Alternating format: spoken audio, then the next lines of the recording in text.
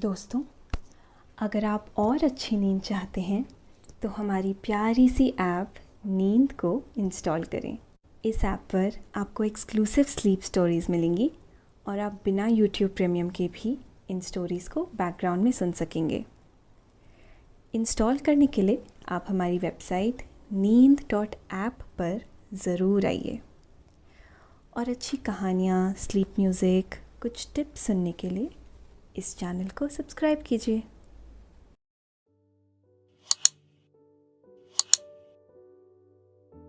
नमस्कार। मैं हूं लोकेश और आज मैं प्रस्तुत करता हूं आकाश कौशिक द्वारा लिखी हुई एक खूबसूरत स्लीप स्टोरी।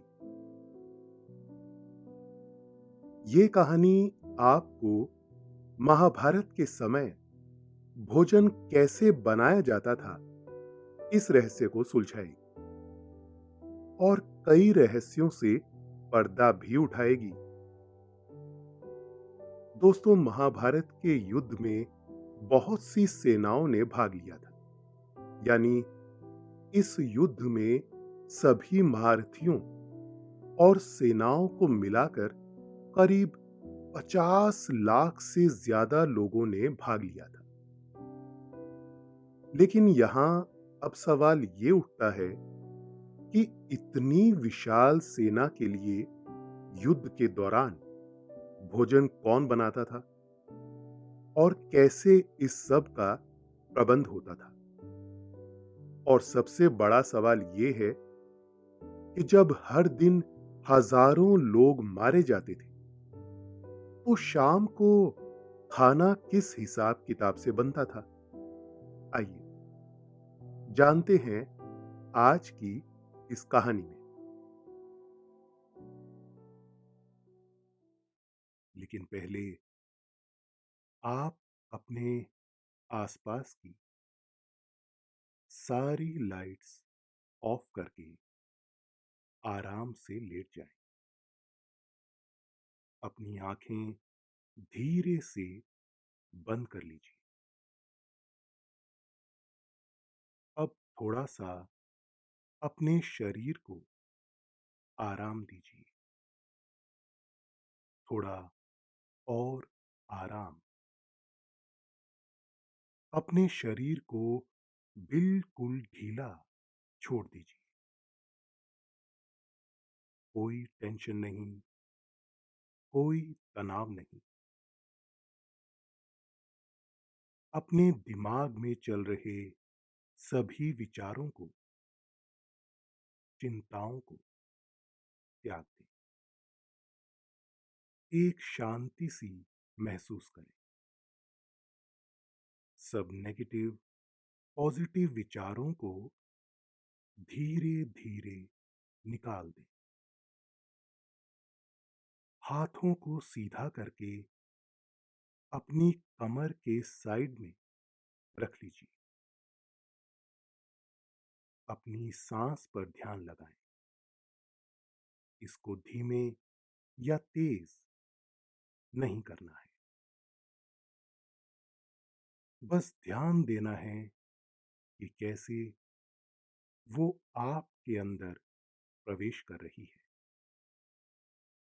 और कैसे वो वापस आपके गले और नाक के माध्यम से वापस निकल रही है। आपका मन शांत, एकदम शांत होता जा रहा है। आप अच्छा महसूस कर रहे हैं।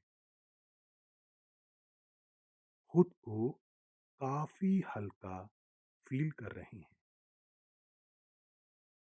सब तरफ शांति है, सुकून है, खामोशी है। महाभारत की युद्ध में कौरवों की 11 अक्षौणी सेना और पांडवों की 7 अक्षौणी सेना थी। हालांकि कौरवों की सेना संख्या में बहुत अधिक ज्यादा थी, परंतु फिर भी पांडवों ने हार नहीं मानी थी।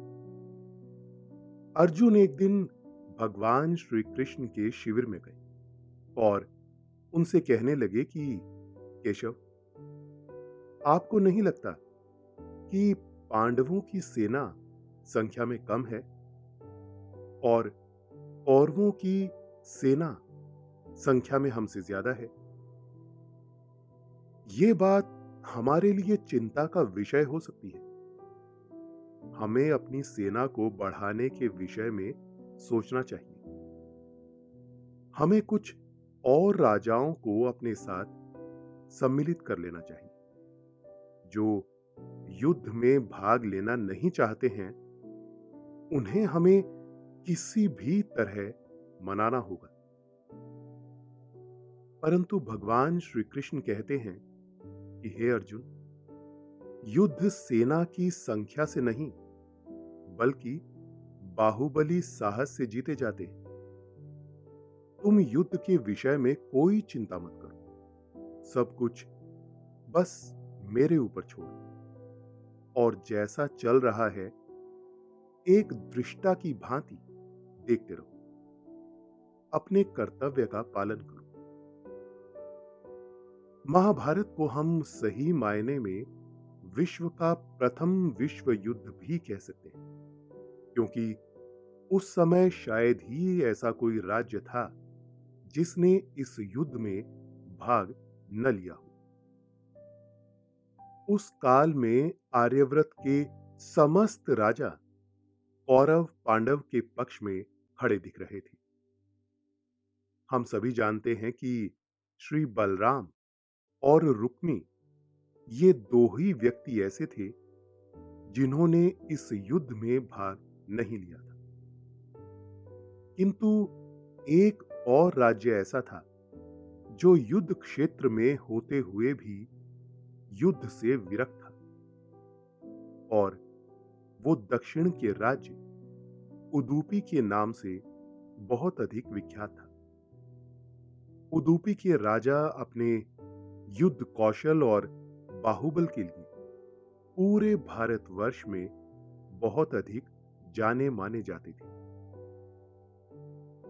महाभारत में वर्णित कथा के अनुसार जब उदुपी के राजा अपनी सेना सहित कुरुक्षेत्र पहुंचे तो कौरव और पांडव दोनों उन्हें अपने अपने पक्ष में लेने का प्रयत्न करने लगे, लेकिन थोड़ी बहुत दूरदर्शिता उन्हें भी प्राप्त थी और वो भगवान श्री कृष्ण का बहुत अधिक आदर सम्मान करते थे।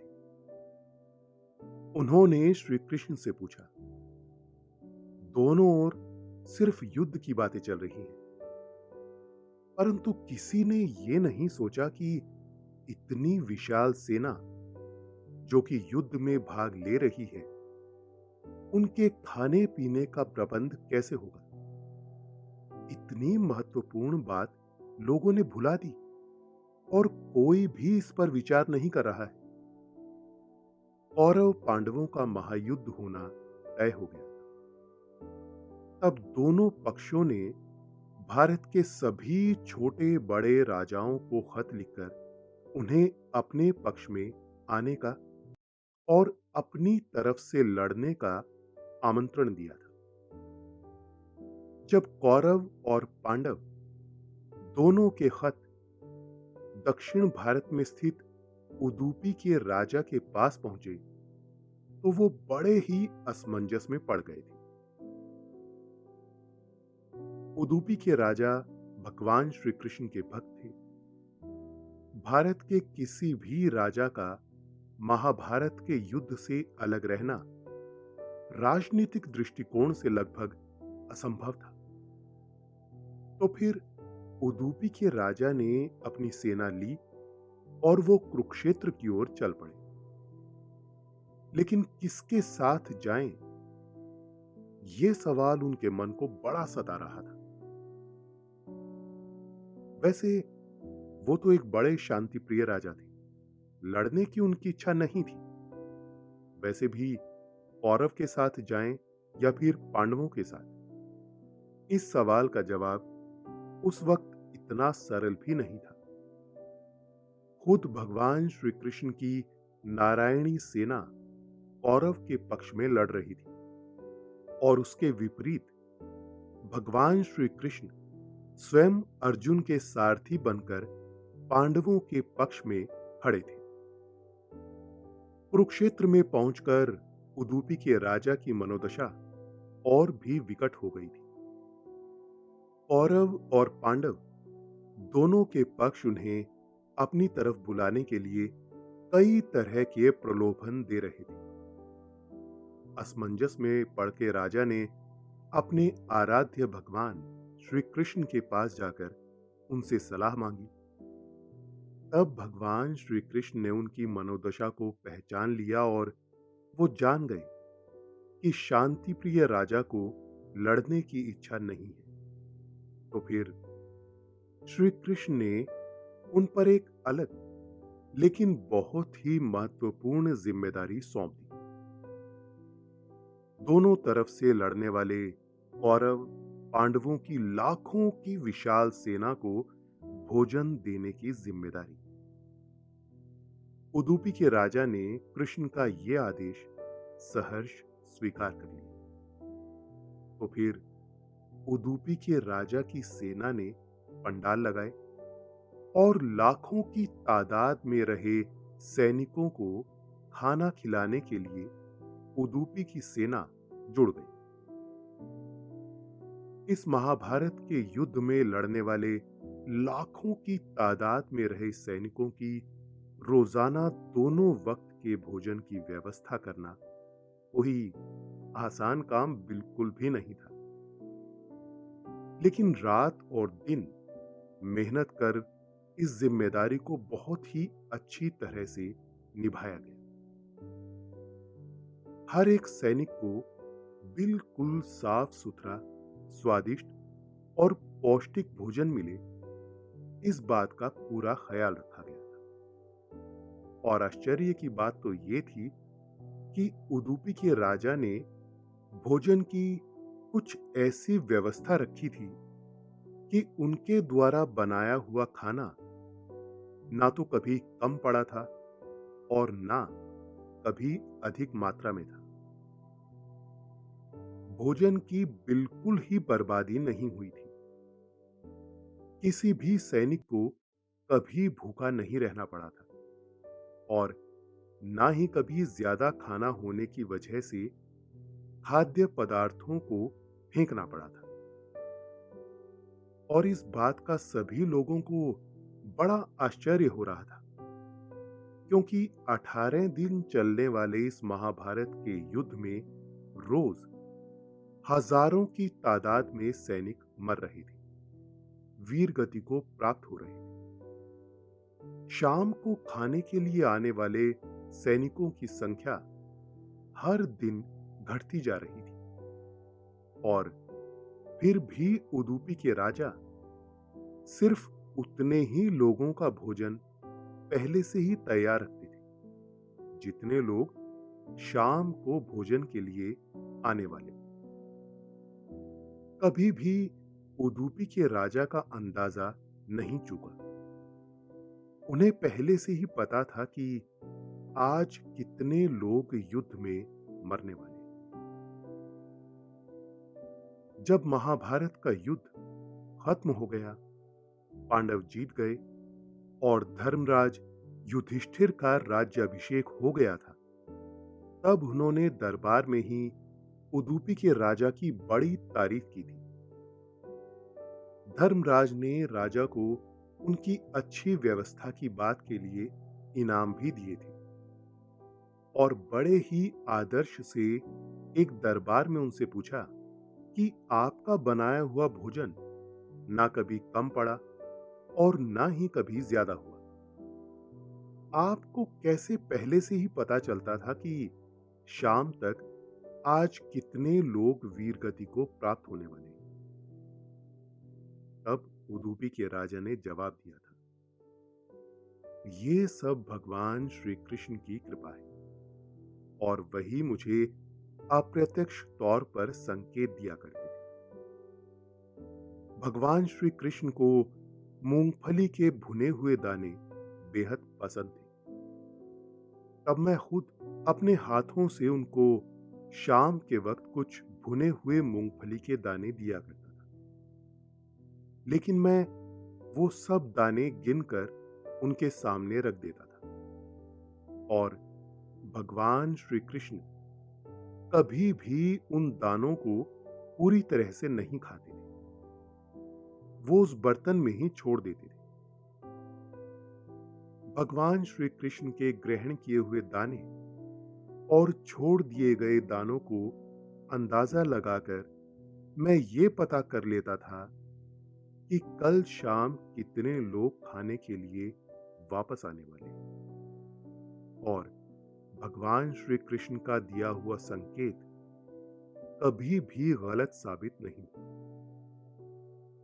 भगवान श्री कृष्ण जितनी मूंगफली खाते थे, उसकी 1000 गुना सेना अगले दिन युद्ध में मारी जाती थी। मतलब अगर भगवान श्री कृष्ण 50 मूंगफली खाते थे, तो अगले दिन ये बात साफ थी कि 50,000 लोग युद्ध में वीर गति को प्राप्त होंगे। इस हिसाब से अंदाजा लगाकर मैं भगवान श्री कृष्ण के संकेत अनुसार भोजन बनाया करता था, ताकि बिल्कुल भी भोजन बर्बाद ना हो और मां अन्नपूर्णा का इस युद्ध में कोई नुकसान ना हो। तब दरबार में रहे भगवान श्री कृष्ण ने उदुपी के राजा और उनके सैन्य को आशीर्वाद दे दिया कि तुम्हारे वारिस अगर लोगों को खाना खिलाने के व्यवसाय में जुट जाएंगे, तो उन्हें कभी भी किसी चीज की कमी नहीं पड़ेगी। और दोस्तों, हजारों सालों से उदुपी प्रांत के कई सारे लोग आहार गृह और लोगों को खाना खिलाने के व्यवसाय में, यानी कि होटल के व्यवसाय से जुड़े हुए हैं। और अगर आज भी आप देखेंगे, तो भारत के आहार गृह के व्यवसाय में, होटल कारोबार में उदुपी के लोगों का बड़ा ही वर्चस्व स्थापित है। भारत के सभी प्रमुख शहर के होटल कारोबार पर उदुपी के लोग ही अपना वर्चस्व बनाए रखते हैं। भारत के बाहर भी इनका होटल कारोबार अच्छी तरह से फैला हुआ है, और जो काफी फल फूल रहा है। अपने होटल को ये लोग किसी मंदिर की तरह बिल्कुल साफ सुथरा और सुंदर रखते हैं। हर ग्राहक को भगवान श्री कृष्ण का रूप मानकर उनकी दिल से सेवा करते हैं। हर एक को साफ सुथरा, स्वादिष्ट और पौष्टिक खाना मिले, इस बात का पूरा पूरा ख्याल रखते हैं। अपने ग्राहक को कभी नाराज नहीं करते। हमारे भोजन का दर्जा कभी भी कम ना हो, इस बात का वो हमेशा ख्याल रखते हैं। दिन रात मेहनत से और लगन से लोगों को खाना परोसने में, लोगों की सेवा करने में वो जुटे रहते हैं। और इसी वजह से ये लोग बड़े ही खुशहाल और आर्थिक दृष्टिकोण से समृद्ध लोग हैं। और जिस तरह से ये अपना होटल कारोबार चलाते हैं, उसे हम एक आदर्श भी मान सकते हैं। दरअसल पांडव ये बात जानते थे कि भगवान श्री कृष्ण के बिना उनकी जीत असंभव थी। पूरे महाभारत के युद्ध में भगवान श्री कृष्ण ने बिना शस्त्र उठाए पांडवों की जीत निश्चित कर दी थी। यही कारण था कि दुर्योधन जब भगवान श्री कृष्ण से उनकी सेना मांगने गया था, तो भूलवश वो श्री कृष्ण की जगह उनकी सेना मांग बैठे। और वहां पहले से आए अर्जुन ने श्री कृष्ण से उनको ही मांग लिया। हालांकि इस बात पर दुर्योधन बहुत अधिक प्रसन्न थे कि इतनी बड़ी नारायणी सेना, जिसका हर एक योद्धा 10,000 महारथियों की तरह युद्ध लड़ता है, अगर उसके पक्ष में आ गई है तो कौरवों की तो जीत बिल्कुल निश्चित है। परंतु ये उसका भ्रम था, क्योंकि अर्जुन ये बात जानता था कि श्री कृष्ण का सामर्थ्य क्या है। उनकी नारायणी सेना से भी बहुत अधिक सामर्थ्य है श्री कृष्ण का।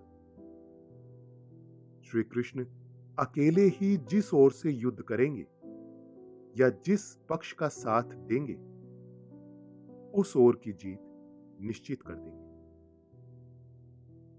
परंतु श्री कृष्ण ने इस युद्ध में अर्जुन को वचन दिया कि वो शस्त्र नहीं उठाएंगे, केवल अपनी बुद्धि की सहायता से ही पांडवों की सहायता करेंगे, उनका मार्गदर्शन करेंगे और उनकी जीत निश्चित कर देंगे। अर्जुन को श्री कृष्ण पर पूरा भरोसा था, इसलिए उन्होंने श्री कृष्ण के कहे अनुसार गीता का ज्ञान प्राप्त करके महाभारत का युद्ध लड़ा और पांडवों को जीत दिलाई। उदुपी के राजा भी भरे दरबार में भगवान श्री कृष्ण को ही इतनी सुंदर भोजन व्यवस्था का श्रेय देते हैं और कहते हैं कि भगवान श्री कृष्ण के संकेत के बिना भोजन बनाना असंभव था, क्योंकि अगर ऐसा ना होता तो बहुत अधिक मात्रा में रोजाना भोजन बर्बाद होता, जिसके कारण मां अन्नपूर्णा का बहुत अधिक अपमान होता और वो क्रोध में आकर पांडवों को श्राप दे देती, जिससे पांडवों का जीतना लगभग असंभव हो जाता। दोस्तों, अब से आप आपकी मनचाही दादी और नानी की कहानियों से प्यारी नींद की कहानियां सिर्फ और सिर्फ नींद ऐप पर ही सुन पाएंगे। तो इसी तरह हमारे साथ कहानियों के जरिए जुड़े रहने के लिए आपकी अपनी नींद ऐप इंस्टॉल करें।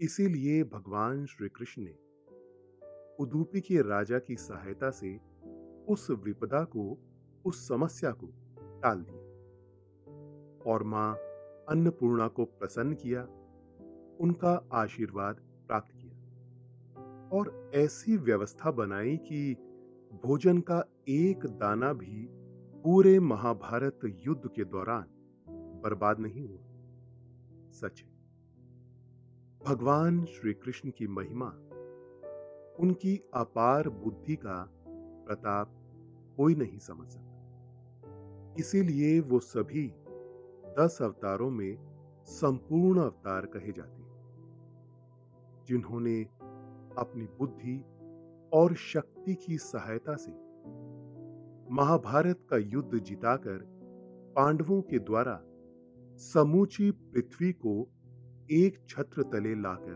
खड़ा कर दिया और राजसु यज्ञ करवाकर पूरी धरती को असुरों से विहीन कर दिया तथा धर्म की पुनः स्थापना की।